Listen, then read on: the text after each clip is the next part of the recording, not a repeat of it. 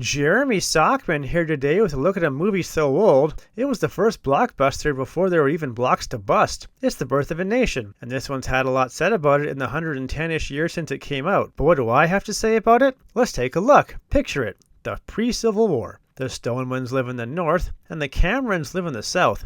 Everyone's happy and friendly. In fact, Phil Stoneman falls in love with Margaret Cameron, so of course the future looks bright. But whoops, it's the present Civil War. Everyone enlists and fights and a few die. Ben Cameron gets wounded and ends up in a hospital, where he falls in love with a nurse, Elsie, who's a Stoneman. He's all set to be hanged for being a traitor when his mother convinces Abraham Lincoln to pardon him. So he does. But then old Abe gets killed by John Wilkes Booth and things turn sour.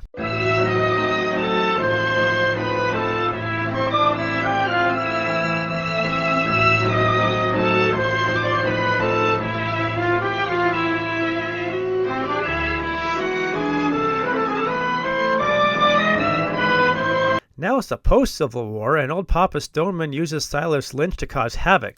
He manipulates elections and takes revenge on the losers of the war. So Ben joins a, let's just call it social club, and fights back.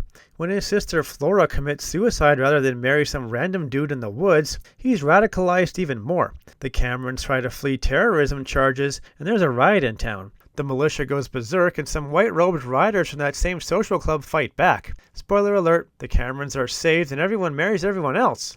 Peace at last, right? Right? Right?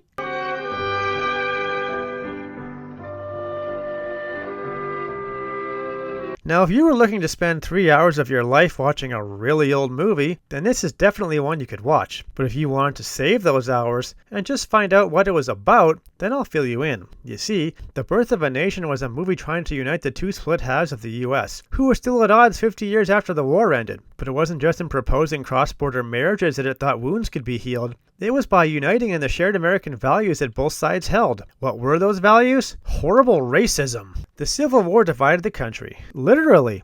And when the South lost, there were hard feelings. Old Abe Lincoln was shot and the Reconstruction went badly. So to calm tensions, the director, D.W. Griffith, thought it best to show what commonalities could bridge the gap. Pointing out the fears of black people exercising the right to vote and live as equals, the fears of interracial marriages, the fears of racially based army units, and the fear of anyone other than white people gaining political power. Heck, this guy was even afraid of black people becoming actors, and used white people in makeup instead. And let's not even get into his promoting a certain social club.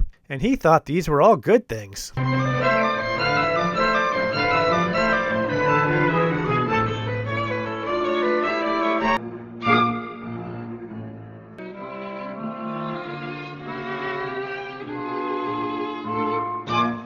Any movie that wants to unite people in the shared hatred and mistrust of another is just not something I can get behind, even if Woodrow Wilson says it's okay.